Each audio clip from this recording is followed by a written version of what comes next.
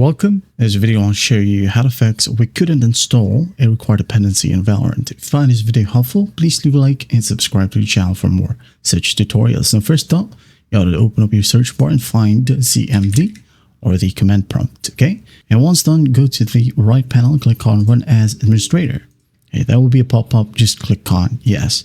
Now, once done, what you're going to do here is just type in sc delete vgc, hit on Enter. And once done, type down sc delete vgk. All right. And once that's done, again, hit on Enter. And go and close the command prompt. Go to your start menu right here, right click on it and click on installed apps. Okay. And once it loads right here, we're going to find Vanguard. Okay. Click on three dots besides it and click on uninstall. Uninstall. And hit on Yes. All right. Wait for the process to finish. And once that's done, close this one. Open up a Riot client. Once it loads, go to find any Riot games. It could be League of Legends right here or Valorant. Okay. That will be an update button. Just click on it.